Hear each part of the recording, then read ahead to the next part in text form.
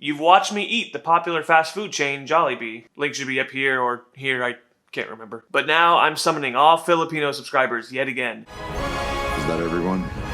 Like you wanted more? Today, I'm going to attempt to cook an authentic chicken adobo recipe for the very first time. So let's get in the kitchen.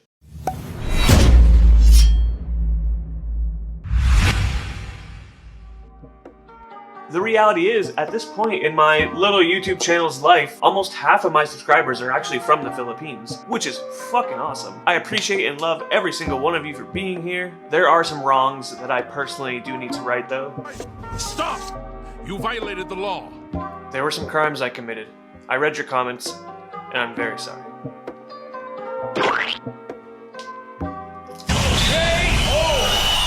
Whew, 10 out of 10 by the way, god damn. Oh, and got the pineapple quencher this time too. That's too good. I really do hope that this is a step in the right direction to me earning your guys' trust back. My aunt-in-law is actually Filipino, and back when I lived in Florida, I always enjoyed homemade Filipino food whenever we would celebrate a holiday. But I can't seem to remember if she ever made chicken adobo. There's a chance I've actually never even had it before. I'm hoping this can help jog my memory, so with that all out of the way, let's go ahead and get started on the recipe. Okay, just as a heads up, the recipe I'm using today comes straight from Papa Wiseman. Mwah. Since, according to the comments on his video, he nailed the recipe. His video will be linked down below for you guys to check out as well. In a large bowl, combine 4 chicken drumsticks and 4 bone-in, skin-on chicken thighs, along with 20 garlic cloves. Holy fucking shit.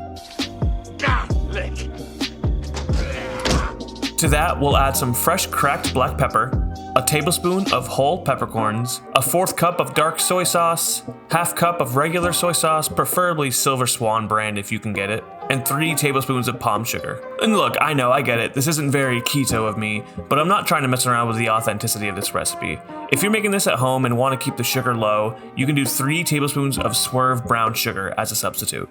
Now, in Josh's recipe, he adds 1 1/4 cup of rice vinegar, maybe because it's more accessible. However, for this, we're going to be using Silver Swan cane vinegar, which after tasting is very similar to rice vinegar, but much closer to how the dish would typically be made. The goal is to just use a more mellow vinegar. Okay, and then lastly, we're just going to add a 1/2 cup of water. Toss together, add 4 bay leaves, wrap in plastic wrap, or in my case, a gallon Ziploc bag since my fridge is so tiny, and let that marinate for a minimum of 2 hours. Overnight would be preferable if you're able to.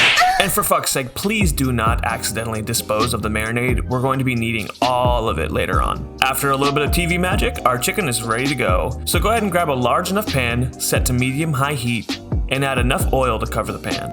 The goal here is to just give each piece of chicken a good sear on both sides. So add your chicken to the pan in batches so you don't overcrowd. Once they're looking beautifully seared, remove them from the pan and continue with the rest. Once those are done, we'll dump out all of our marinade into the pan, increase your heat slightly, and add all your little chickies back to the pan and bring the whole thing to a boil. Once you've reached a good looking boil, immediately turn down your heat to low, cover with the lid, and let that simmer for 35 minutes. After impatiently waiting because you're getting hungry, flip each piece of chicken over, cover again, and cook for another 25 to 35 minutes, occasionally flipping each bird to ensure everything gets an even coating of this seductive looking sauce. At this point, we'll be keeping an eye on it until we've reached an acceptable glaze, and your chicken pieces make you start questioning the meaning of life. Add some rice, in my case I'm using cauliflower rice, to a plate or bowl. Lovingly add a couple pieces of your chicken on top, spoon on some extra glaze, top with green onion, and dive in.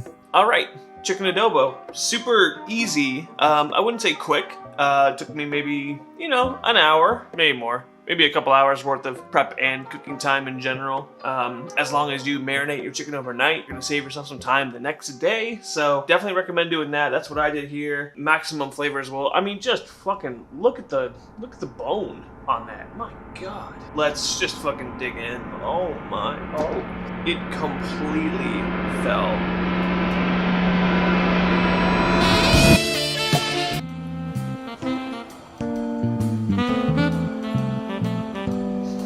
So deep, so rich, the dark soy sauce, the acidity from the vinegar. Oh my God. Goddamn, even the bones are falling off the bones. I don't think I've ever had this before. Y'all been hiding it from us? What the the fuck? Marinate the chicken overnight. The bone tastes good. I wanted to do this as a form of love letter to all of my Filipino subscribers. I know a lot of you guys joined on after I did the Jollibee video. Yeah, super happy you guys are here. I've never eaten chicken adobo. I've never made chicken adobo, and I got no words. You already know the deal. Subscribe to the channel, like the video. Make sure you check out Joshua Wiseman's video on this recipe as well. Obviously, huge inspiration came from his recipe.